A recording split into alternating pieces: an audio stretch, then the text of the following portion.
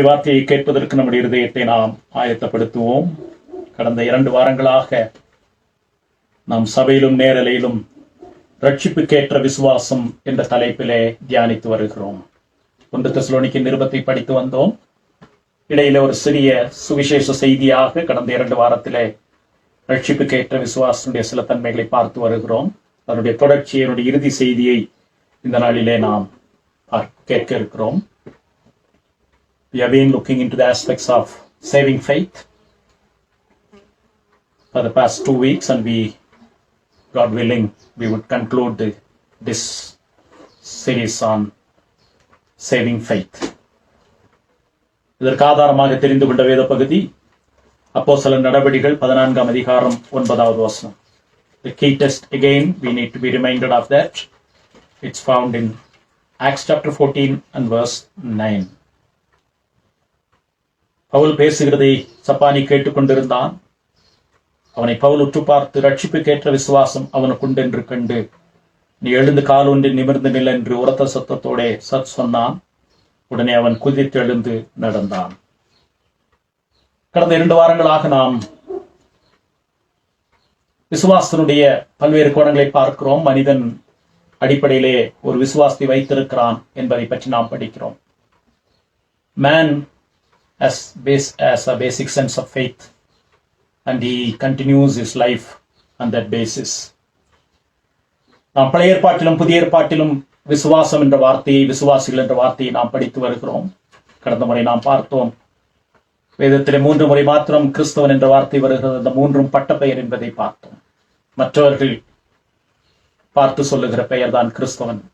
ஆனால் நமக்கு நாமே சொல்லிக்கொள்ள வேண்டும் என்று சொன்னால், நான் விசுவாசிக்கிறவன், விசுவாசித்தவன் என்று சொல்லிக்கொள்ள முடியும் என்பதை பார்த்தோம்.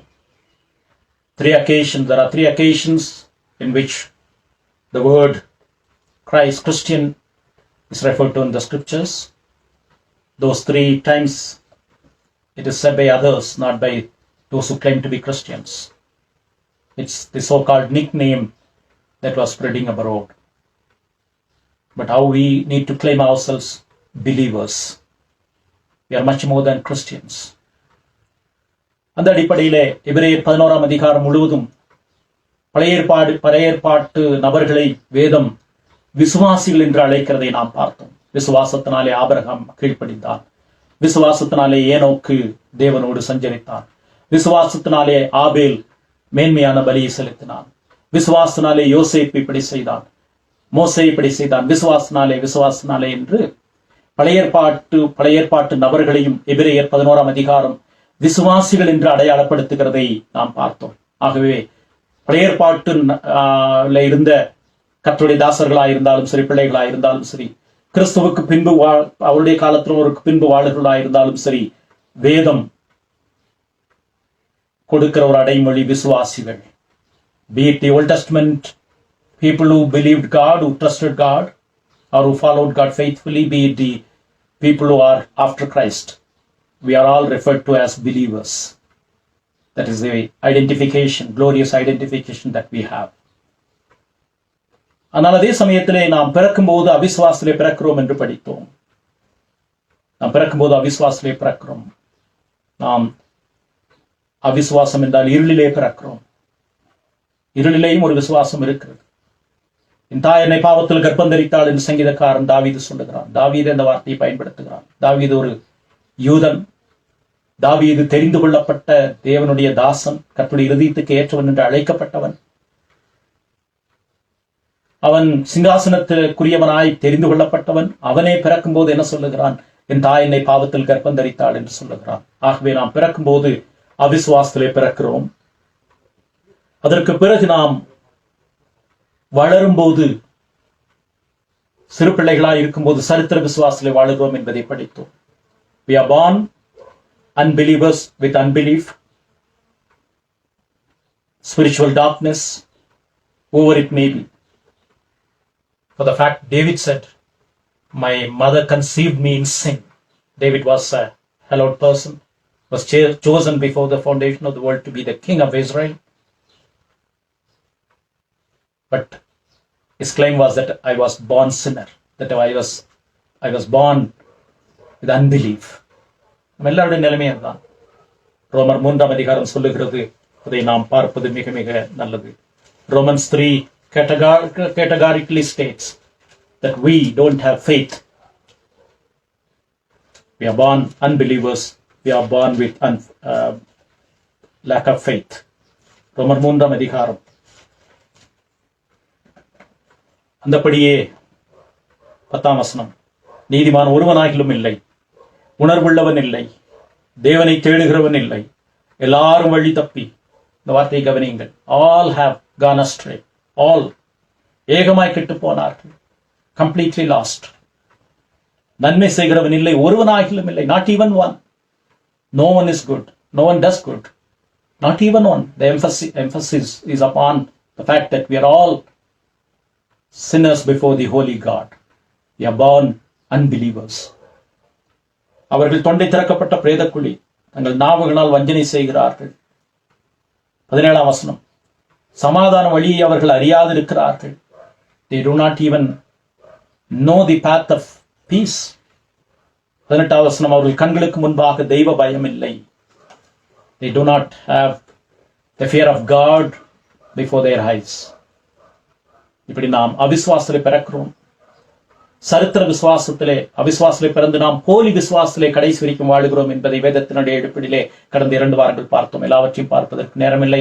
ஒருவேளை பார்த்திராதவர்கள் கடந்த செய்திகளை பார்த்துக் கொள்ளலாம். சரித்திர விசுவாசம் நம்முடைய பெற்றோர் சொல்லிக் கொடுப்பது, சூழ்நிலை சொல்லிக் கொடுப்பது, சமுதாயம் சொல்லிக் கொடுப்பது, அதில் நல்ல காரியங்கள் இருக்கிறது என்று வைத்துக் கொள்ளலாம், கலாச்சாரம் போன்ற காரியங்கள். ஆனால் அது நம்முடைய மெய்யான விசுவாசத்திற்கு அடையாளம் கிடையாது.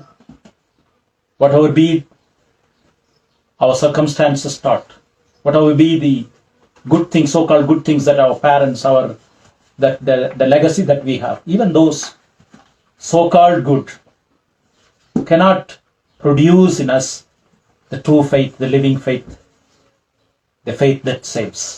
They're all good. They can give a notion that there is a God or there are things that we need to do. But historical faith, அப்படியே வளரும் போது தற்காலிக விசுவாசத்திலே வளர்கிறோம். தற்காலிக விசுவாசம் என்று சொன்னால் அவ்வப்பொழுது தெய்வ பயம் வருகிறது. இப்படி கடினமான சூழ்நிலைகள் வரும்போது நம்முடைய ஆத்மாவை பற்றி சிந்திக்கிறோம், மரணத்தை பற்றி சிந்திக்கிறோம். நம்முடைய கண்களுக்கு முன்பாக யாராவது மரிக்கும் போது அவர்களைப் போல நானும் மரித்தால் என்ன செய்வது என்ற ஒரு சிறிய சிறிய பயங்கள் வரும்போது ஒரு விசுவாசம் வருகிறது. வேதத்தை எடுத்து படிக்க வேண்டும், பாட்டு பாட வேண்டும் என்ற சிறு பயம் வருகிறது. ஆனால் அது தற்காலிகமானது என்பதை லூக்கா 13ஆம் அதிகாரம் 8ஆம் வசனத்திலே ஆண்டவர் சொன்ன உண்மையிலிருந்து படிக்கிறோம். The temporal faith leads us to have a quickening aspect here and there, maybe seeing an accident or witnessing some disaster. We immediately tend to have a sense of conscience awakened. But that lasts only for a short period. And then we go back to our normal sense. கடந்த வாரத்திலே நாம் பழைய ஏற்பாட்டிலிருந்து வசனத்தை படித்தோம். ஆண்டவர் சொன்னார், இஸ்ரவேல் ஜனங்களை பார்த்து, உங்கள் பக்தி காலையிலே சூரியன் உதிக்கிற முன்பாக காணப்படுகிற பனியை போல இருக்கிறது. சூரியன் உதித்த உடனே பனி மறைந்து விடுகிறது. இது டெம்பரல் ஃபெய்த் என்று படித்தோம் லூக்கா 8ஆம் அதிகாரம் 13ஆம் வசனத்திலே. அவிசுவாசத்திலே பிறக்கிறோம், போலி விசுவாசமாகிய சரித்திர விசுவாசத்திலே வாழுகிறோம். நமக்கு ஒரு சுயம் வந்த உடனே, வாலி பிராயத்திலே வந்த உடனே, அது அந்த வேலைகள் படிப்பென்றெல்லாம் வந்த உடனே சொற்ப கால விசுவாசத்திலே வாழுகிறோம். இறுதியிலே காலம் கடந்த விசுவாசத்திலே நாம் மரிக்கிறோம். சில சமயத்திலே ஏற்கனவே நாம் பார்த்தோம், சாத்தான் எபிரேயர் யாக்கோபு 2ஆம் அதிகாரம் 19ஆம் வசனத்திலே தேவன் ஒரு உண்டென்று விசுவாசிக்கிறார், அது நல்லதுதான், பிசாசுகளும் விசுவாசித்து நடுங்குகின்றன என்று சொல்லி இருக்கிறதை பார்க்கிறோம். பிசாசுகள் விசுவாசிக்கின்றன, ஆனால் பிசாசுகளுக்கு பாவ மன்னிப்பு கிடையாது. மனிதனை போல பிசாசுகள் விழுந்தன, பிசாசுகளுக்கு பாவ மன்னிப்பு கிடையாது. காலம் கடந்த விசுவாசம், dead faith. Devil even believes and shudders before God. That they also have a sense of knowing or acknowledging God as holy, but they don't have the repenting aspect, or they cannot repent now. It is dead, it's gone now. அதே போல இன்றைக்கு நிறைய பேருடைய வாழ்க்கையில சத்தியத்தை கேட்டு, சுவிசேஷத்தை கேட்டு, மனம் திரும்புவதற்கான அழைப்புகளை கேட்டதற்கு பிறகு கூட தங்கள் இருதயத்தை கடினப்படுத்தி கடைசியிலே மனம் திரும்ப விரும்பியும் விரும்ப முடியாமல் மனம் திரும்ப முடியாத நிலைமைக்கு செல்லுகிறதை பற்றி நாம் படித்தோம். அதைத்தான் காலம் கடந்த விசுவாசம் என்று படித்தோம். The third counterfeit faith that we have seen is dead faith, because devil cannot repent now. There are those who receive the word, listens to the gospel, but they don't want to repent. They keep on postponing, and at the end of the day, even if they wish to repent and believe Christ for salvation, it was going to be impossible. That's a dead faith. இதன் மத்தியிலே நாம் விசுவாசம் என்றால் என்ன என்பதை நாம் பார்த்தோம். விசுவாசம் என்பது இரண்டு தன்மைகளை உடையது வேதத்தினுடைய அடிப்படையிலே. ஒன்று, தேவன் ஒருவர் உண்டு, அவர் இந்த உலகத்தை ஒரு நெறியோடு ஒரு நோக்கத்தோடு இந்த உலகத்தை படைத்திருக்கிறார் என்பது விசுவாசனுடைய முதல் பகுதி. எபிரேயர் 11ஆம் அதிகாரத்திலே பார்க்கிறோம். Faith has twofold aspect. Number one, faith leads us to believe that there is a God, the one who created this universe and you and me in his image, and he has created this world with a purpose and you and me with a purpose. எபிரேயர் 11ஆம் அதிகாரத்திலே 3ஆம் வசனத்திலே படிக்கிறோம். விசுவாசனாலே நாம் உலகங்கள் தேவனுடைய வார்த்தையினால் உண்டாக்கப்பட்டது என்று அறிந்திருக்கிறோம். We acknowledge, we depend, and we put the trust that God has designed this world. விசுவாசனுடைய மறுபகுதி, அதோடு இணைந்த பகுதி, கடவுள் எனக்காக கிரியை நடப்பித்திருக்கிறார். அவர் இருக்கிறார், அவர் கிரியை செய்கிறார். இதுதான் வேதபூர்வமான விசுவாசம். God is there and he is acting and he does things. என்னுடைய வாழ்க்கையை குறித்து அவர் நோக்கம் வைத்திருக்கிறார். எனக்காக அவர் கிரியை செய்திருக்கிறார். அதைத்தான் நாம் விசுவாசனுடைய கோணமாக பார்த்தோம். God is there and he is doing things for me. That is the whole aspects of faith, or the hallmark of faith. God is the creator. He has created this universe with a purpose. And he has a purpose for me, and he has done everything for me. அதைத்தான் நாம் பல கோணங்களிலே பார்த்தோம். 1-2 வசனங்களை நாம் இணைத்து பார்ப்பது நல்லது. கலாத்தியர் 2ஆம் அதிகாரம் 20ஆம் வசனம். Galatians chapter 2 and verse 20. அந்த இரண்டு அம்சங்களும் நீங்கள் விசுவாசத்தை பற்றி படிக்கும் போதெல்லாம் இந்த இரண்டு அம்சங்களும் இருக்கிறதை நீங்கள் பார்ப்பீர்கள். கடவுள் இருக்கிறார், கடவுள் எனக்காக கிரியை செய்து கொண்டிருக்கிறார். கலாத்தியர் 2ஆம் அதிகாரம் 20ஆம் வசனம். கிறிஸ்துவுடனே கூட சிலுவையில் அறையப்பட்டேன், ஆயினும் பிழைத்திருக்கிறேன். இனி நான் அல்ல, கிறிஸ்துவே எனக்குள் பிழைத்திருக்கிறார். நான் இப்பொழுது மாம்சத்தில் பிழைத்திருக்கிறதோ என்னில் அன்பு கூர்ந்து எனக்காக தம்மை தாமே ஒப்புக் கொடுத்த தேவனுடைய குமாரனை பற்றும் விசுவாசனாலே பிழைத்திருக்கிறேன். Paul acknowledges that I live, no longer I, but Christ in me. The life that I live is the life that God, who gave up himself for me lovingly, and I live by the faith and belief in through the Lord Jesus Christ. அந்த இடத்துல இரண்டு தன்மையும் பார்க்கிறோம்.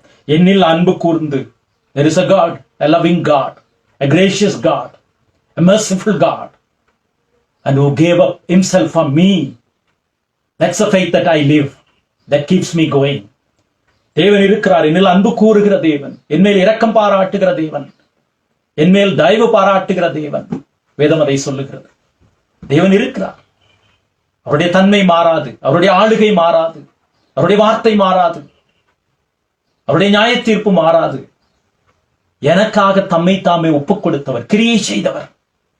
இப்படி விசுவாசம் என்ற வேதத்திலே நாம் படிக்கிற இடத்தில் எல்லாம் இந்த இரண்டு தன்மைகளும் இணைந்து வருகிறதை நாம் பார்க்க வேண்டும். God is there and he is doing things for me. He has done things for me.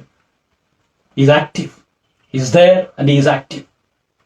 He is working.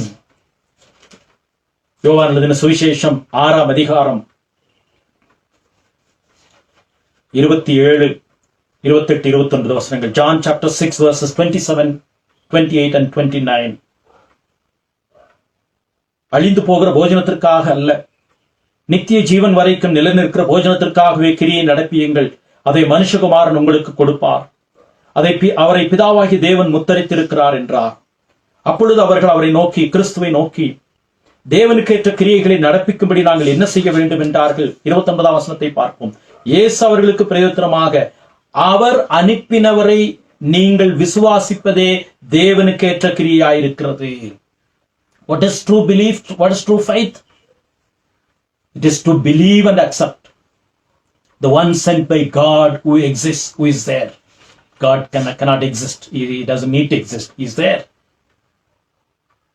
At times we need to ponder what kind of God is explained in the scriptures. The one who existed or who has been there forever. I am who I am. இருக்கிறவராகவே இருக்கிறேன் என்று சொன்ன தேவன். துவக்கமும் இல்லை, முடிவும் இல்லை. நாம் எல்லாரும் பிறப்பதற்கு முன்பது அவர் எங்கே இருந்தார்? நாம் மனிதன் தன்னுடைய அத்தனை மூளையும் சேர்த்தாலும் இணைந்தாலும் அதை கண்டுபிடிக்க முடியாது, புரிந்து கொள்ள முடியாது, உணர்ந்து கொள்ள முடியாது. இருக்கிறவராகவே இருக்கிறேன் என்று சொன்ன தேவன். அவர் இருக்கிறார். அவருடைய கிரியை விசுவாசிப்பதே உங்களுடைய பலன். To believe what he has done, what he has accomplished and what he is doing through that accomplishment. That is belief. இப்படி வேதத்திலே நீங்கள் எந்த பகுதியிலே போனாலும் விசுவாசம் என்பது தேவனையும் அவருடைய கிரியையும் சார்ந்ததாக இருக்கிறது என்பதை நாம் அறிந்து வைத்திருக்கிறோம். பல வேத வசனங்கள் இதற்கு ஒத்திருக்கிறதை நாம் கவனிக்க வேண்டும். வேதத்தினுடைய விசுவாசம் என்ற வார்த்தை வருகிற இடங்களில் எல்லாம் ஏறத்தாழ இந்த அம்சங்கள் இருக்கிறதை நாம் கவனிக்கிறோம். கிறிஸ்துவுக்குள் பிரியமானவர்களே, இந்த ஜீவனுள்ள இந்த விசுவாசத்தை பற்றித்தான் வேதம் அருமையான விசுவாசம் என்று சொல்லுகிறது, பரிசுத்த விசுவாசம் என்று சொல்லுகிறது, மேன்மையான விசுவாசம் என்று சொல்லுகிறது, உயிருள்ள விசுவாசம் என்று சொல்லுகிறது, ரட்சிப்புக்கேற்ற விசுவாசம் என்று பல அடைமொழிகளிலே வேதவசனம் சொல்லுகிறது. This faith has been referred to in the scriptures as living faith, faith that saves, faith that accomplishes, faith that is glorious, faith that is holy. There are many adjectives to suggest and tell and explain this glorious aspect of faith, that God is there and he is doing things for me and he has done things for me. He is not inactive. He is not an idle God. அதைத்தான் நாம் பல கோணங்களில் வேதத்திலே படிக்கிறோம். 2 பேதுரு 1ஆம் அதிகாரம் 7ஆம் வசனம். இந்த வசனத்தை நாம் கடந்த வாரத்திலே படிக்கவில்லை. 1 Peter chapter 1 verse 7. 1 பேதுரு 1ஆம் அதிகாரம் 7ஆம் வசனத்தை பார்க்கலாம். பேதுரு சிதறி இருக்கிற சோதனையிலே, போராட்டத்திலே கடந்து போன விசுவாசிகளை பார்த்து சொன்ன வார்த்தை இது. இன்றைக்கும் நாம் சோதனையிலே, போராட்டத்திலே, தவிப்புகளிலே கடந்து போகிறோம். ஆனால் நம்முடைய விசுவாசம் எப்படிப்பட்டது என்று வேதம் சொல்லுகிறது. 1 பேதுரு 1ஆம் அதிகாரம் 7ஆம் வசனம். அழிந்து போகிற பொன் அக்கினியினாலே சோதிக்கப்படும், அதை பார்க்கிலும் அதிக விலையேற பெற்றதாயிருக்கிற உங்கள் விசுவாசம் சோதிக்கப்பட்டு. Our faith is more precious than silver and gold. இந்த உலகத்திலே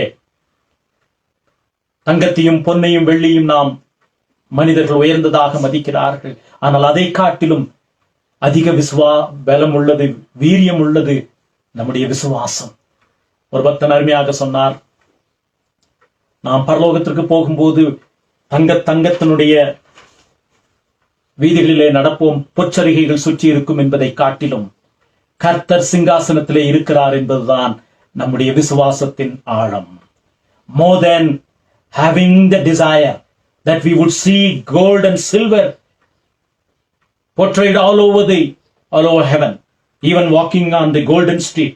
Much more than that, our faith, the glorious aspect of our faith is that God, the Lamb of God, is upon the throne. வெள்ளியிலும் பொன்னிலும் நாம் நடமாடுவோம் என்ற மகிழ்ச்சியை காட்டிலும் தேவன் சிங்காசனத்திலே அமர்ந்திருக்கிறார். அவர் ஆட்சி செய்கிறார். அவருக்கு முன்பாக அவரை பணிந்து கொள்ளக்கூடிய ஸ்லாக்கியத்தை பெற்றிருக்கிறோம் என்பதுதான் பொன் வெள்ளியினுடைய மேன்மைகளை காட்டிலும் உயர்வுகளை காட்டிலும் பெரியது. அதைத்தான் பேதுரு சொல்லுகிறார். பொன்னை பார்க்கிலும் வெள்ளியை பார்க்கிலும் இந்த உலகம் மேன்மையாக கருதுகிற இந்த விலையேற பெற்ற பொக்கிஷங்களை காட்டிலும் விலையேற பெற்றதாயிருக்கிற உங்களுடைய விசுவாசம்.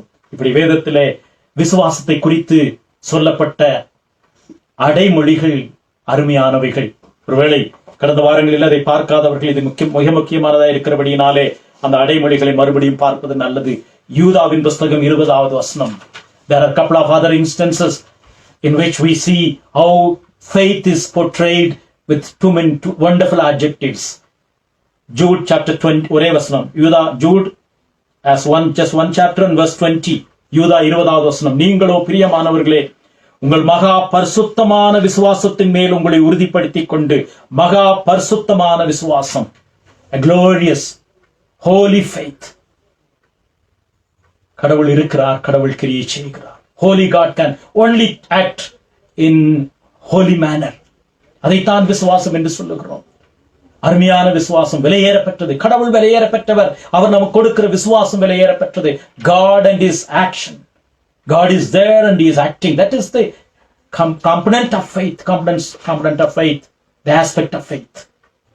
இன்னும் பேதுரு 2 பேதுரு 1ஆம் அதிகாரத்திலே சொல்லுகிறார். 2 Peter chapter 1 verse 1. மறுபடியும் 2 பேதுரு நிருபம் விசுவாசிகளை உற்சாகப்படுத்துவதற்காக, கர்த்தருடைய வருகை தாமதமாய் இருக்கிறது என்று சொன்ன பொழுது அவர்களை உற்சாகப்படுத்துமாக சொன்ன அந்த நிருபத்திலே பேதுரு சொல்லுகிறார். 2 பேதுரு 1ஆம் அதிகாரம் 1ஆம் வசனம், நம்முடைய தேவனும் இரட்சகருமாய் இருக்கிற இயேசு கிறிஸ்துவினுடைய நீதியால் எங்களைப் போல அருமையான விசுவாசத்தை பெற்றவர்களுக்கு a beautiful, a beloved faith, a glorious faith. இப்படியாக நாம் விசுவாசிகள் என்று அழைக்கப்படுவதிலே நாம் ஸ்லாக்கியம் பெற்றிருக்கிறோம். ஏனென்றால் வேதம் அழுத்தம் திருத்தமாக சொல்லுகிறது. யோவான் எழுதின சுவிசேஷம் 1ஆம் அதிகாரம் 12வது வசனம், John chapter 1 verse 12 explains the summary or the summit of belief or faith in this manner. அவருடைய நாமத்தின் மேல், இயேசு கிறிஸ்துவின் நாமத்தின் மேல் விசுவாசம் உள்ளவர்களாய் அவரை ஏற்றுக்கொண்டவர்கள் எத்தனை பேர்களோ அத்தனை பேர்களும் தேவனுடைய பிள்ளைகளாகும்படி அவர்களுக்கு அதிகாரம் கொடுத்தார். We have the authority to be the sons of God, daughters of God, even to those who believe upon the name of the Lord Jesus Christ. கிறிஸ்துவுக்குள் பிரியமானவர்களே, இந்த உயிர்ப்பிக்கக்கூடிய ஜீவனுள்ள ரட்சிப்புக்கேற்ற அருமையான பரிசுத்த மாயமற்ற விசுவாசனுடைய 3 தன்மைகளை இந்த காலையிலே நாம் பார்த்து முடிக்கலாம். இதற்கு வேதம் சொல்லுகிற 3 தன்மைகள் பார்க்கலாம். ஜீவனுள்ள விசுவாசத்திற்கு, போலி விசுவாசத்தை நாம் பார்த்தோம். அந்த போலி விசுவாசத்திற்கும் இதற்கும் தொடர்பு இருக்கிறது என்பதையும் நாம் இந்த காலையிலே நாம் பார்க்க இருக்கிறோம். முதலாவது விசுவாசத்திற்கு அறிவு அவசியம் என்பதை நாம் அறிந்து கொள்ள வேண்டும். There has to be an acknowledgement to have a living faith. There has to be an acknowledgement, the knowledge to have true faith. உண்மையான ஜீவனுள்ள பரிசுத்த விசுவாசத்திற்கு அறிவோடு கூடிய தெளிவும் வேண்டும் என்பதை வேதம் வலியுறுத்துகிறது. அப்படி என்றால் ஏன் இதை வேதம் வலியுறுத்துகிறது என்றால், போலி விசுவாசத்திற்கு நாம் வைத்திருக்கிறோமே, இந்த போலி விசுவாசத்திற்கும் அறிவு நிறைந்திருக்கிறது என்பதுதான் இதை நாம் பொருத்தி பார்க்க வேண்டும். Even in counterfeit faith we see how knowledge is playing a vital role. நாம் ஒருவேளை நினைக்கலாம், இன்றைக்கு மனிதர் விசுவாசத்துக்கும் ரீசன் என்று சொல்லுகிற அறிவுக்கும் சம்பந்தமே இல்லை என்று நினைக்கிறார்கள். ஆனால் போலி விசுவாசத்தை நீங்கள் ஆராய்ந்து பாருங்கள். போலி விசுவாசமும் ஞானத்தினுடைய அடிப்படையிலேயே செயல்படுகிறது. Even counterfeit faith springs around or evolves around a knowledge of sort. அப்படிப்பட்ட ஞானத்தை, அப்படிப்பட்ட போலி ஞானத்தை நாம் வேதத்திலே நாம் படிக்கிறோம், வேதத்திலே நாம் பார்க்கலாம். போலி ஞானம் அல்லவட்டா நாம் அவிசுவாசத்திலே பிறக்கிறோம், இருளிலே பிறக்கிறோம். இருளிலே இருந்தாலும் நாம் சில காரியங்களை செய்கிறோம். ஒருவேளை நம்மை சுற்றி இருள் இருந்தாலும் நாம் அமைதியாக இருப்பதில்லை. போலி விசுவாசமும் ஞானத்தை உடையதாக இருக்கிறது. அதை வேதம் சொல்லுகிறது. அதை நாம் பார்க்கலாம். 31ஆம் சங்கீதம் 6வது வசனம், Psalm 31 and verse 6. போலி ஞானத்திலேயும் அறிவு இருக்கிறது. வீண் மாயைகளை பற்றி கொள்ளுகிறவர்களை நான் வெறுத்து கர்த்தரையே நம்பி இருக்கிறேன், கர்த்தரையே சார்ந்திருக்கிறேன், விசுவாசிக்கிறேன். வீண் மாயைகளை பற்றி கொள்ளுகிறவர்கள், those who follow vain things, those who have their desires, their passions, their involvement in the vain things, வீண் மாயைகளை பற்றி கொள்ளுகிறவர்கள், those who follow vain, where vanity also have certain elements of knowledge, they also follow knowledge. வீண் மாயைகளை பற்றி கொள்ளுகிறவர்கள். இந்த உலகத்திலே நாம் அதை பார்க்கிறோம். மனிதன் அவைகளை பற்றி கொண்டு அவைகளின் மேல் தன்னுடைய இருதயத்தை ஊட்டுகிறான். The involvement of mind, body and soul is upon those vain things. That is the counterfeit faith. சரித்திர விசுவாசத்தை எடுத்துக்கொள்ளுங்கள், கொஞ்ச காலம் இருக்கக்கூடிய விசுவாசத்தை எடுத்துக்கொள்ளுங்கள், காலம் கடந்து வருகிற விசுவாசங்கள், இந்த 3 போலி விசுவாசங்கள் எடுத்துக்கொள்ளுங்கள். அந்த 3லேயும் ஞானம் இருக்கிறது, அறிவு செயல்படுகிறது. மனிதன் அறிவில்லாமல் இல்லை. கடவுளை தேடுகிற அறிவில்லாமல் இருக்கலாம், ஆனால் வீண் மாயைகளை பின்பற்றுகிற அறிவு மனிதனுக்கு அதிகமாக இருக்கிறது.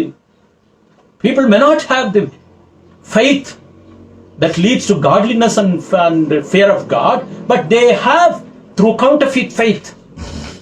The historical counterfeit faith, the temporal counterfeit faith, and the dead counterfeit faith. All these 3 counterfeit faith do have certain elements of knowledge, following after vain things. அதே போல எரேமியா 13ஆம் அதிகாரம் 25வது வசனம், பொய்களை மனிதர் விசுவாசிக்கிறார்கள், நம்புகிறார்கள். வேதம் தெளிவாக சொல்லுகிறது, counterfeit faith follows lies passionately and deceitfully. எரேமியா 13ஆம் அதிகாரம் 25வது வசனம், பொய்களை மனிதன் நம்புகிறான், சத்தியத்தை விசுவாசிப்பதற்கு இல்லை. ஆனால் பொய்களை கிரகித்து அதை அங்கீகரித்து அதை உட்கொண்டு அதன்படி மனிதன் செயல்படுகிறான். எரேமியா 13:22, Jeremiah 13:25, you follow lies and deceits and you give importance to those aspects. பழைய ஏற்பாட்டில் 891ஆம் பக்கத்தில் இருக்கிறது, நீ என்னை மறந்து பொய்யை நம்பினபடியினாலே. To Israelites, to the people of Israel, God is admonishing them. You, instead of reminding me, instead of following me, நீ என்னை மறந்து, instead of doing that, you believe, you go after lies and deceit. பொய்யை பின்பற்று, பொய்யை கேட்கிறார்கள், அறிவு வருகிறது, இதை ஆராய்ந்து பார்க்கிறார்கள், அதிலே திருப்தி அடைகிறார்கள். There is a satisfaction involved in deceit and lies. People have that notion. That's why Romans 3 says, அவருடைய கண்களுக்கு முன்பாக தெய்வ பயம் இல்லை, நல்லவன் ஒருவனும் இல்லை, நீதிமான் ஒருவனும் இல்லை, தேவனை தேடுகிறவன் ஒருவனும் இல்லை. அதே போல அழகை நாம் நம்புகிறோம், விசுவாசிக்கிறோம். Even having the notion that having the notion of beauty is an effect of counterfeit faith, or it originates from that. We believe beauty, the vanity of beauty. எசேக்கியேல் 16ஆம் அதிகாரம் 15வது வசனம், how the Lord is admonishing Israelites that they believe in this vanity, in this dangerous aspect. எசேக்கியேல் 16ஆம் அதிகாரம் 15வது வசனம். Ezekiel chapter 16 and verse 15, பழைய ஏற்பாட்டு 975ஆம் பக்கம், நீயோவென்றால் உன் அழகை நம்பி, you have believed. This is in fact about how the fall has taken place. நீ உன் அழகை நம்பி நீ சோரம் போகிறாய். You believe and go after your likes and looks. That is a belief. Counterfeit faith leads to those beliefs. மனிதன் அதைத்தான் செய்து கொண்டிருக்கிறான். அதற்கும் ஞானம் தேவை. அதை நம்முடைய அழகை நம்பும் போது அதை எப்படி சவதரிக்கிறோம், எங்கே போய் பொருட்களை வாங்குகிறோம், எப்படி நாம் நடிக்கிறோம், இவைகள் எல்லாம் அதிலே இணைகிறது. ஞானம் அதிலே காணப்படுகிறது. அதிகாரத்தை நாம் நம்புகிறோம். We believe in power and authority. We all try to exercise power and authority wherever we are given opportunities. நாம் எங்கெங்கு வாய்ப்பு கிடைக்கிறதோ அங்கெல்லாம் நம்முடைய அதிகாரத்தை, பலத்தை பயன்படுத்துகிறோம். அதுவும் போலி விசுவாசத்தினுடைய தாக்கம், அதுவும் ஞானத்தினாலே, போலி ஞானத்தினாலே வருகிறது. ஓசியா 10ஆம் அதிகாரம் 13வது வசனம். The book of Hosea chapter 10 and verse 13 explains how we follow faith in that respect, that we try and exercise authority and power wherever we get an opportunity. ஓசியா 10ஆம் அதிகாரம் 13வது வசனம், அநியாயத்தை உழுதீர்கள், தீவினையை அறுத்தீர்கள், பொய்யின் கனியைகளை புசித்தீர்கள், உங்கள் வழியையும் உங்கள் பராக்கிரமசாலிகளின் திரளையும் நம்பினீர்கள். How God is explaining to or admonishing Israel that you were satisfied. You have it in mind that I am powerful, I am mighty, nothing can shake me up. இப்படி உங்களுடைய பராக்கிரமத்தை நம்பினீர்கள், விசுவாசித்தீர்கள். இவைகள் எல்லாம் போலி விசுவாசத்தினுடைய விளைவு. இன்னைக்கு மனிதன் 3 போலி விசுவாசங்களையும் பாருங்கள். தங்களுடைய பராக்கிரமத்தை நம்புகிறார்கள், தங்களுடைய சூழ்நிலைகளை நம்புகிறார்கள். தங்களுடைய படிப்பையும் அழகையும் அந்தஸ்துகளையும் நம்புகிறார்கள். தங்களுடைய மனதை அதிலே செலுத்துகிறார்கள். தங்களுடைய மனதனுடைய வீரியத்தை நம்பி அதை பலமாக்கிக் கொள்ள முயற்சி செய்கிறார்கள். நீதிமொழிகள் 28ஆம் அதிகாரம் 26ஆவது வசனம். They even have the mind, they apply their mind to believe something that is counterfeit. நீதிமொழிகள் 28ஆம் அதிகாரம் 26ஆவது வசனம். Proverbs chapter 28 and verse 26. The mind is applied much in pursuit of counterfeit faith. நீதிமொழிகள் 28:26. தன் இருதயத்தை நம்புகிறவன் மூடன், ஞானமாய் நடக்கிறவனோ ரட்சிக்கப்படுவான். The one who follows after his mind, puts his trust in the mind, he is a fool. That's what Bible says. He is not a wise man. இப்படி போலி ஞானத்திலும் அறிவு கிரியை செய்கிறது. What we have been saying is, even in the counterfeit faith, how knowledge is playing a vital role. Knowledge about our wealth and capacity and our looks and our surroundings, our mind, how powerful and mighty it is. So knowledge plays a role in counterfeit faith. அதே போல மனது எப்படி போய் மனதும் சிந்தனையும் அறிவும் எப்படி இந்த போலி விசுவாசத்திலே செயல்படுகிறது, அதே போல அதைவிட அதிகமாக தீர்க்கமாக மெய்யான விசுவாசத்திலே, ரட்சிப்புக்கேற்ற விசுவாசத்திலே ஞானம் செயல்படுகிறது. அதை நாம் வசனங்களை கொண்டு பார்க்கலாம். ரோமர் 10ஆம் அதிகாரம் 17ஆவது வசனம். Romans chapter 10 and verse 17. அறிவு, ஞானத்திற்கு, மெய்யான விசுவாசத்திற்கு ஞானம் அவசியம், தெளிவு அவசியம். ரோமர் 10ஆம் அதிகாரம் 17ஆவது. Romans 10:17. ஆதலால் விசுவாசத்தை பற்றி படிக்கிறோம். கேள்வியினாலே வரும், கேள்வி தேவனுடைய வசனத்தினாலே வரும், தேவனுடைய வசனத்தை கேட்பதன் மூலமாக வரும். Faith cometh by hearing the word of God. கிறிஸ்துவுக்குள் பிரியமானவர்களே, இந்த காலையிலே நமக்கு ரட்சிப்புக்கேற்ற விசுவாசம், ஜீவனுள்ள விசுவாசம், மெய்யான விசுவாசம், நாம் விசுவாசி என்று சொல்லப்படுகிற அந்த மேன்மையான அடையாளம், பழைய ஏற்பாட்டிலும் புதிய ஏற்பாட்டிலும் சொல்லப்பட்ட அந்த அடையாளம் நமக்கு வேண்டும் என்றால் அந்த மெய்யான விசுவாசத்திற்கு அறிவு வேண்டும். அந்த அறிவு வேதத்திலிருந்து புறப்படுகிறது. விசுவாசம் கேள்வினாலே வருகிறது. எபிரேயர் யோவான் 20ஆம் அதிகாரம் 31ஆவது வசனம். John chapter 20 and verse 31. யோவான் எழுதின சுவிசேஷம் 20ஆம் அதிகாரம் 31ஆவது வசனம். John chapter 20 and verse 31. யோவான் தன்னுடைய சுவிசேஷத்தை எழுதினதற்கான காரணத்தை சொல்லுகிறார். இயேசு தேவனுடைய குமாரனாகிய கிறிஸ்து என்று நீங்கள் விசுவாசிக்கும்படியாகவும், விசுவாசித்து அவருடைய நாமத்தினாலே நித்திய ஜீவனை அடையும்படியாகவும் இவைகள் எழுதப்பட்டிருக்கிறது. These things I have written so that you believe on the name of the Lord Jesus Christ, and by believing in him you enter into the eternal kingdom. You inherit eternity. இவைகள் எழுதப்பட்டதற்கு காரணம் என்ன? நீங்கள் விசுவாசிக்க வேண்டும். இயேசு கிறிஸ்துவை, அவர் சிலுவையிலே நிறைவேற்றின கிரியை நீங்கள் விசுவாசிக்க வேண்டும். தேவன் இருக்கிறார், அவர் கிரியை செய்தார், கிரியை செய்கிறார். அதை விசுவாசிக்க வேண்டும் என்பதற்காகத்தான் இவைகள் எழுதப்பட்டிருக்கிறது. There is an element of knowledge that God is there, the God who judges, the God who is alive, the God who looks after things, the innermost, even he searches our innermost being. அவர் இருக்கிறார், அவர் ஆளுகிறார். மனிதன் பார்க்காத நம்முடைய அந்தரங்கங்களையும் அவர் ஆராய்ந்து பார்க்கிறார். எந்த இடமாயிருந்தாலும் சரி, மனிதர்கள் போக முடியாத இடமாயிருந்தாலும் சரி, எந்த வல்லமைகளானாலும் சரி, எந்த அதிகாரங்களானாலும் சரி, தேவன் அவைகளை ஆராய்ந்து பார்க்கிறார். ஒரு நாளிலே நியாயத்திலே கொண்டு வந்து நிறுத்துவார். இதைத்தான் அறிவு என்று சொல்லுகிறோம். அதை வேதத்திலிருந்து நாம் பெற்றுக் கொள்ளுகிறோம். நம்முடைய அறிவிலே நாம் விட்டால், நம்முடைய போக்கிலே விட்டால், நாம் ரோமர் 3 படித்தபடி அவருடைய கண்களுக்கு முன்பாக தெய்வ பயம் இல்லை, தேவன் இருக்கிறார் என்ற பயம் இல்லை, நன்மை செய்கிற பயம் இல்லை. போலி விசுவாசத்தை மறைத்து வாழுகிறோம். உண்மையான விசுவாசத்திற்கு ஞானம் வேண்டும் என்பதை பார்க்கிறோம். மறுபடியும் எபிரேயர் 11ஆம் அதிகாரத்திற்கு வருவோம். Let's go back to Hebrews 11 again to prove the point that to have genuine, glorious, holy and living faith that saves, we need to have the knowledge that comes from the word of God, through the hearing of the word of God. எபிரேயர் 11ஆம் அதிகாரம் 3ஆம் வசனம். Hebrews 11 chapter 11 and verse 3. விசுவாசத்தினாலே நாம் உலகங்கள் தேவனுடைய வார்த்தையினாலே உண்டாக்கப்பட்டது என்றும் இவ்விதமாய் காணப்படுகிறவைகள் தோன்றப்படுகிறவைகளால் உண்டாகவில்லை என்றும், அடுத்த வார்த்தையை கவனியுங்கள், அறிந்திருக்கிறோம். For we know, that's how the English version rendering begins. For we know that God has created this world by the breath, by His breath.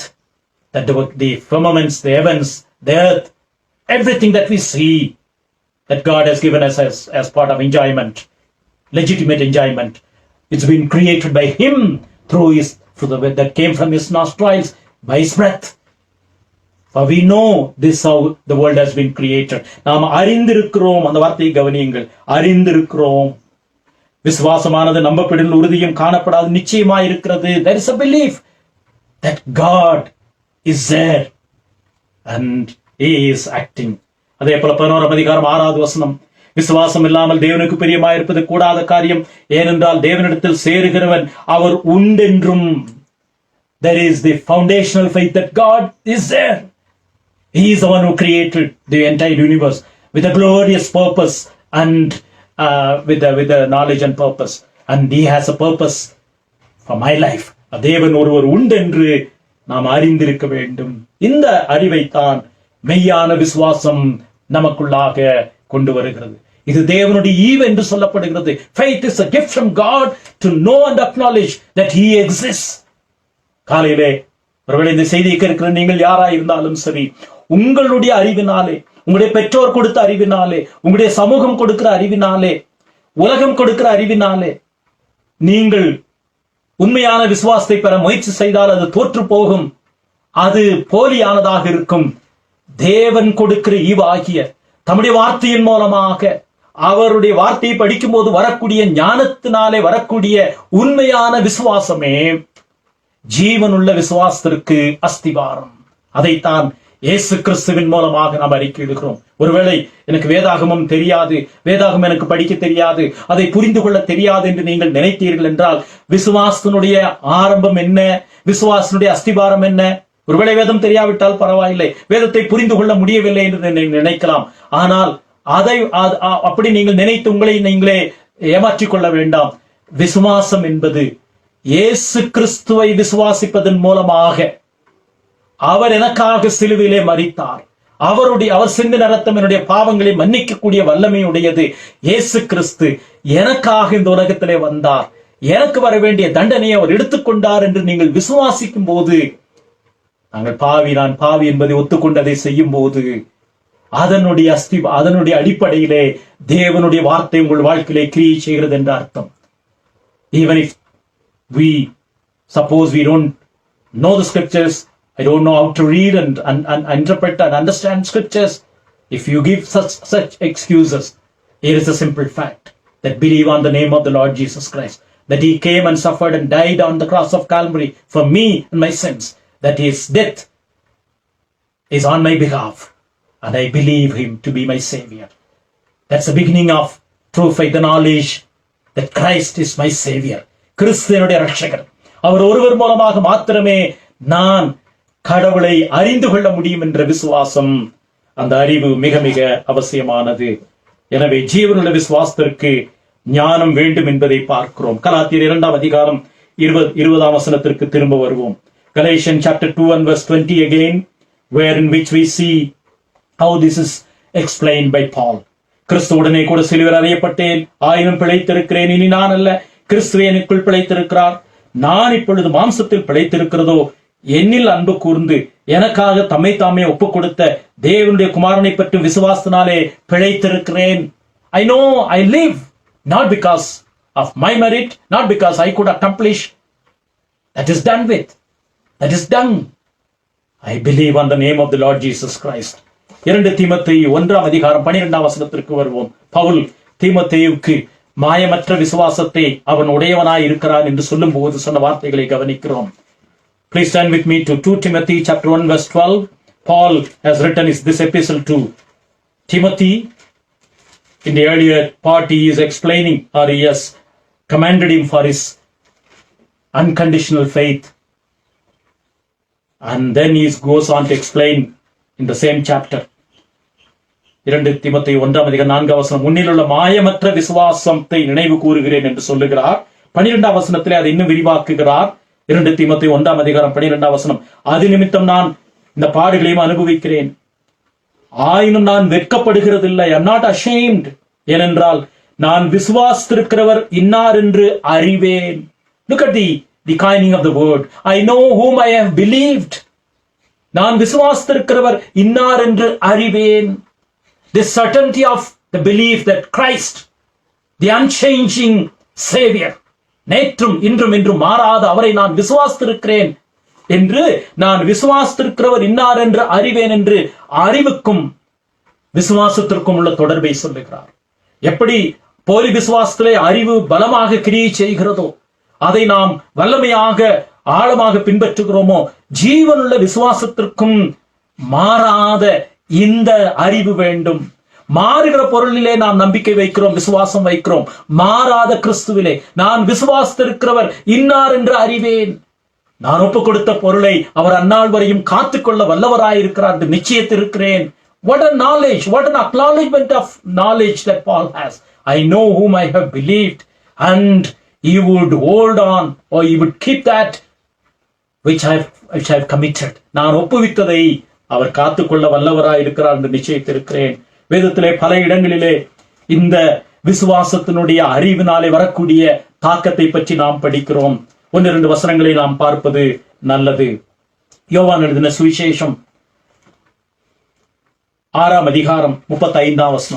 John chapter 6 and verse 35. யோவான் 6:35 வேதவசனம் என்ன சொல்லுகிறது? அப்பொழுது இயேசு அவர்களை நோக்கி, ஜீவ அப்பம் நானே, என்னிடத்தில் வருகிறவன் ஒரு காலும் பசியடையான், என்னிடத்தில் விசுவாசமாயிருக்கிறவன் ஒரு காலும் தாகமடையான். ஒரு காலம், என்னிடத்தில் விசுவாசமாயிருக்கிறவன் ஒரு காலும் தாகமடையான். There is a certainty of our faith that is explained by Christ. The one who believes in me, he will never be thirst again. இது நிச்சயம்.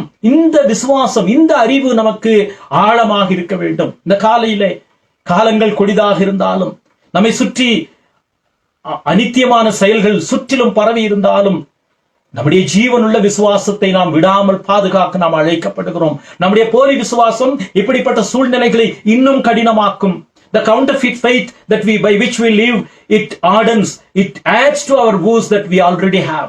But the true living faith, the glorious faith, enables us to walk through the furnace of fire that we are in.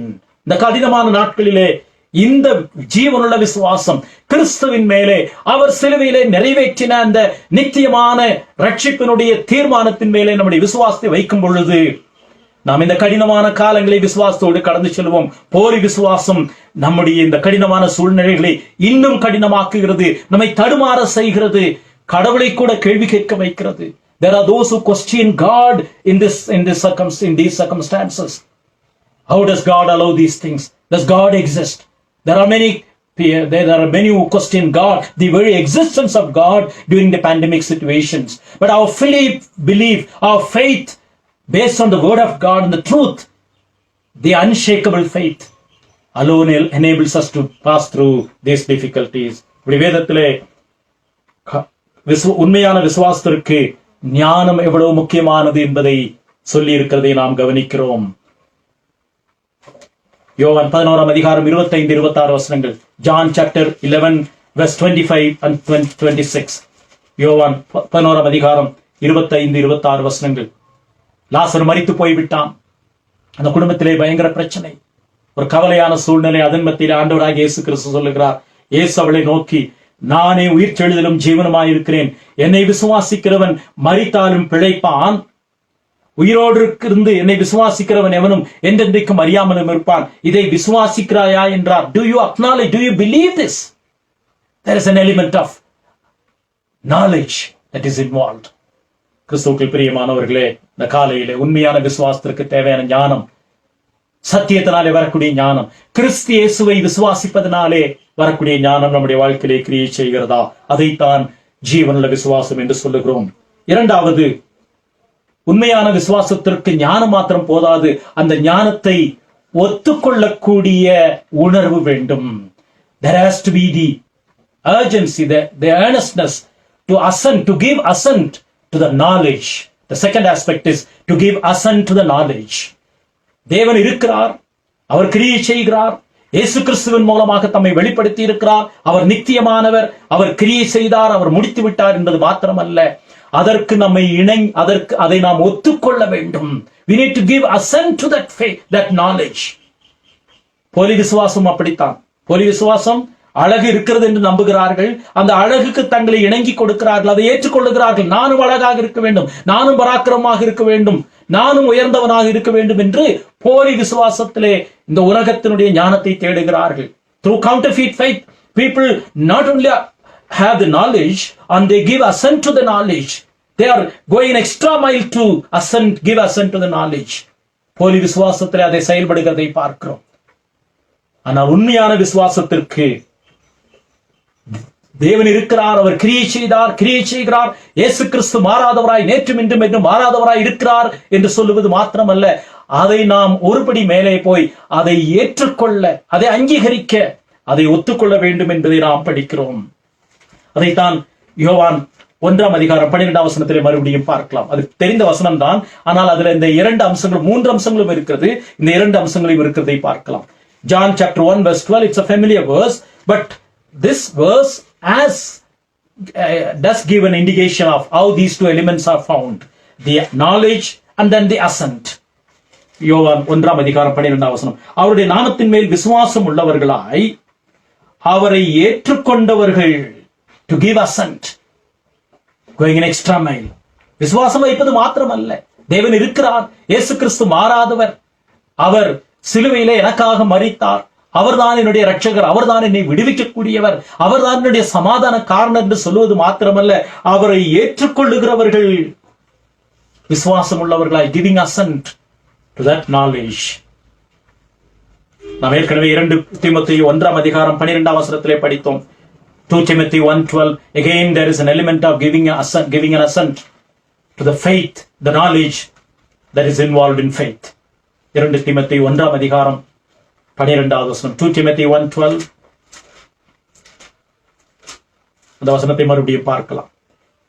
ஏனென்றால் நான் விசுவாசித்திருக்கிறவர் இன்னார் என்று அறிவேன், நான் அவரிடத்தில் ஒப்புக் கொடுத்ததை, faith leads to an action, sort of action, the belief to begin with. நான் அவரிடத்தில் ஒப்புக் கொடுத்ததை, I am handing over something, I am going an extra mile. விசுவாசம் என்பது ஏதோ ஆண்டவர் இருக்கிறார், அவர் கிரியை செய்கிறார் என்பது மாத்திரமல்ல, நாம் அதை ஒத்துக்கொள்ளுகிறோம், அவர் கடைசிவரையும் காத்துக்கொள்ள வல்லவராயிருக்கிறார், அதைத்தான் அசன்ட் என்று சொல்லுகிறோம். அவர் கடைசிவரையும் காத்துக்கொள்ள வல்லவராயிருக்கிறார். Not only I know he is there, he holds it or he keeps it, that which I have committed.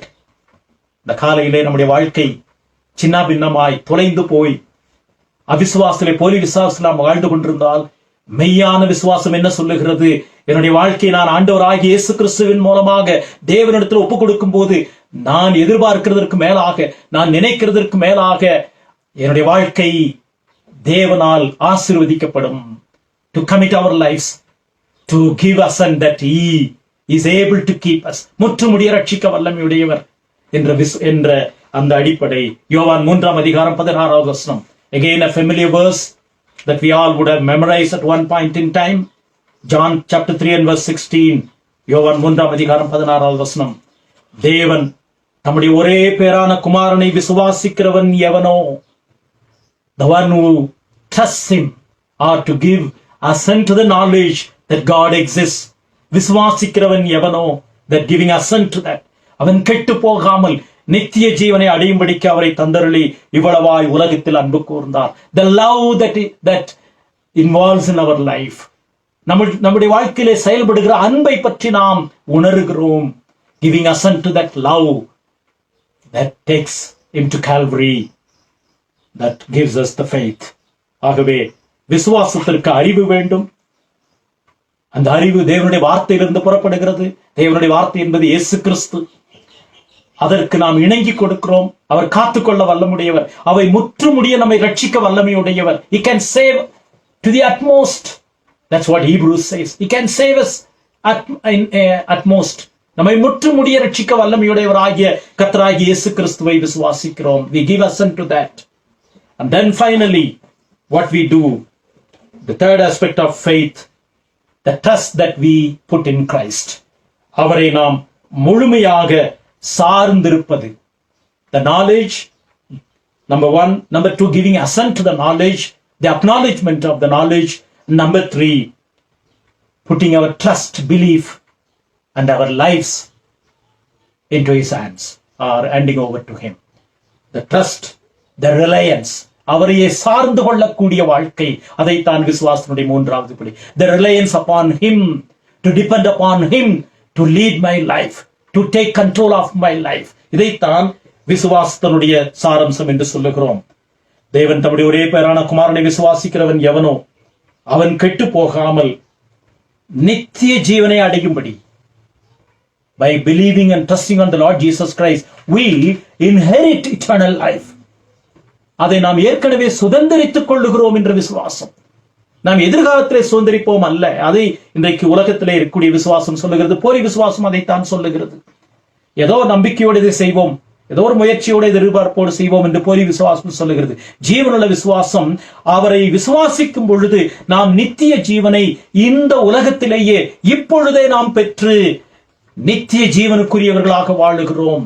By believing on the Lord Jesus Christ, we already inherit eternal life. We already enter into the kingdom of God. அதைத்தான் வேதம் அழுத்தம் திருத்தமாக சொல்லுகிறதை நாம் சில இடங்களிலே நாம் பார்க்கிறோம். 18ஆம் வசனத்தை பார்க்கலாம். யோவான் 3ஆம் அதிகாரம் 18ஆம் வசனம். The reliance or the trust that we are already in the kingdom of God, that we belong to him, and in Christ we are secured eternally. யோவான் 3ஆம் அதிகாரம் 18ஆம் வசனம். அவரை விசுவாசிக்கிறவன் ஆக்கினை தீர்ப்புக்குள்ளாக்கப்படான். விசுவாசியாதவனோ தேவனுடைய ஒரே பேரான குமாரனுடைய நாமத்திலே விசுவாசம் உள்ளவனாய் இராதபடியினால் அவன் ஆக்கினை தீர்ப்புக்குட்டா உட்பட்டாயிற்று. By believing the Lord Jesus Christ, we are already in it. யோவான் 5ஆம் அதிகாரம் 24ஆவது வசனம். John 5:24. That we are already in the kingdom of God, in life, inherited eternal life. யோவான் 5:24. என் வசனத்தை கேட்டு என்னை அனுப்பினவரை விசுவாசிக்கிறவனுக்கு, வசனம் அறிவு, அடுத்தது என்னை அனுப்பினவரை இயேசு கிறிஸ்து உலகத்திலே வந்து நிறைவேற்றினதை நாம் அறிக்கையிடுகிறோம். விசுவாசிக்கிறவனுக்கு நித்திய ஜீவன் உண்டு. is already into the kingdom of God. விசுவாசம் நம்மை ஏற்கனவே நித்திய ராஜ்யத்திற்குள்ளாக கொண்டு சென்றிருக்கிறது என்ற விசுவாசம். இதைத்தான் தேவனுடைய வார்த்தை நமக்கு கற்றுக் கொடுக்கிறது. இந்த உலகம் அப்படிப்பட்ட நம்பிக்கையை கொடுக்க முடியாது. இந்த உலகத்தினுடைய போலி விசுவாசம் என்ன சொல்லுகிறது? சில முயற்சிகளை செய்யுங்கள், சில பிரயாசங்களை செய்யுங்கள், ஒருவேளை நீங்கள் நன்மை அடைவீர்கள், ஒருவேளை நீங்கள் பரலோகத்திற்கு போவீர்கள், ஒருவேளை உங்களுக்கு ஆசீர்வாதம் கிடைக்கும். வேதம் அப்படி ஒரு நிதர்சனமற்ற ஒரு நம்பிக்கையில்லாத சூழ்நிலையை சொல்லவில்லை. இயேசு கிறிஸ்துவை ஏற்றுக்கொண்டவன் ஏற்கனவே தேவனுடைய ராஜ்யத்திலே இருக்கிறான், புதிய சிருஷ்டியாக இருக்கிறான். பழையவைகள் ஒழிந்து போய் எல்லாம் புதிதாகிற அனுபவத்தை பெறுகிறான். இதுதான் ஜீவனுள்ள விசுவாசத்தினுடைய சாரம்சமாக நாம் வேதத்திலே படிக்கிறோம். நாம் ஏற்கனவே தேவனுடைய ராஜ்யத்திற்குள்ளாக இருக்கிறோம், அவருக்குள்ளாக நாம் வந்திருக்கிறோம், அவருடைய ராஜ்யத்தினுடைய மேன்மை நாம் சுதந்திரித்திருக்கிறோம். இதைத்தான் வேதவசனம் சொல்லுகிறது. நான் விசுவாசித்திருக்கிறவர் என்னார் என்று அறிவேன், நான் ஒப்பு கொடுத்ததை அந்நாள் வரையும் காத்துக்கொள்ள அவர் வல்லவராய் இருக்கிறார் என்று நிச்சயத்திருக்கிறேன். Not only the knowledge that God is there and he is everything, not only the assent that Christ has given, Christ is there, but the third aspect element is the work of the Holy Spirit. So the Trinitarian aspect is involved in living faith. திரியேக தேவனுடைய செயல்பாடு விசுவாசத்திலே இருக்கிறதை பார்க்கிறோம். The knowledge that God is there,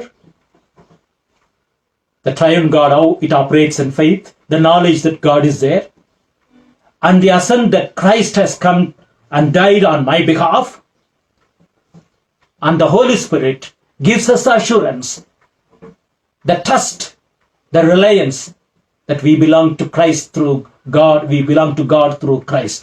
திரித்துவ தேவனுடைய செயல்பாடு விசுவாசத்தில் இருக்கிறது. ஆகவே தான் இது ஜீவனுள்ள விசுவாசம். தேவன் இருக்கிறார், அவர் ஜீவனுள்ளவர், அவர் மகத்துவமானவர், அது அறிவு. அடுத்தது எப்படி நாம் அதற்கு இணங்கி கொடுக்கிறோம், எப்படி நாம் அதை ஏற்றுக்கொள்ளுகிறோம் என்றால், இயேசு கிறிஸ்து உலகத்திலே வந்து என்னுடைய பாவத்திற்காக மரித்தார். அவரை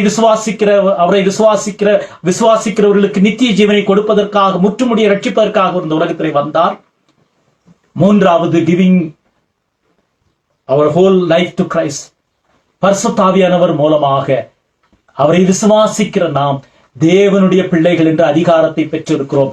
இப்படி திரியேக தேவன் விசுவாசியினுடைய வாழ்க்கையிலே செயல்படுகிறபடியினாலே தான் இது அருமையான விசுவாசம், பரிசுத்த விசுவாசம், ஜீவனுள்ள விசுவாசம், மாயமில்லாத விசுவாசம், நித்திய ஜீவன் வரைக்கும் கொண்டு போகிற விசுவாசம் என்பதை நாம் படிக்கிறோம்.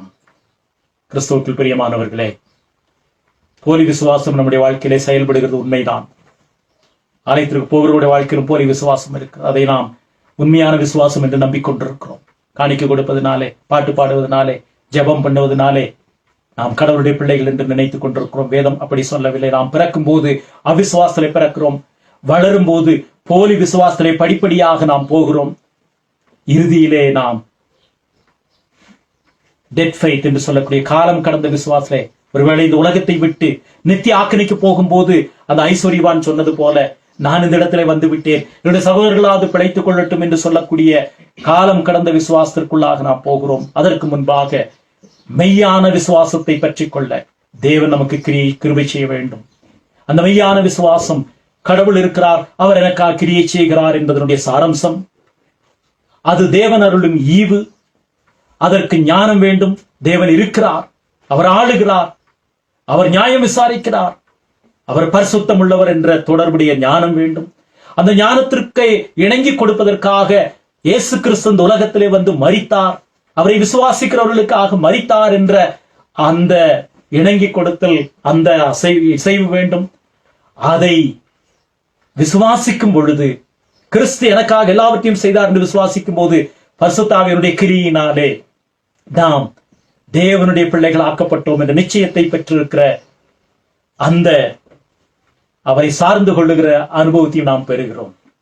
இந்த மூன்று அம்சமும் ஜீவனுள்ள ரட்சிப்புக்கேற்ற விசுவாசத்திற்கு அடிப்படை. அதைத்தான் பவுல் அந்த பிறந்தது முதல் சப்பானியா இருந்த அந்த வாலிபன், அந்த மனிதன், பவுல் சொல்லுகிற சத்தியத்தை கேட்ட பொழுது அவனுக்கு ரட்சிப்புக்கேற்ற விசுவாசம் உண்டு என்று கண்டு, நீ எழுந்து நின்று சொன்னார்.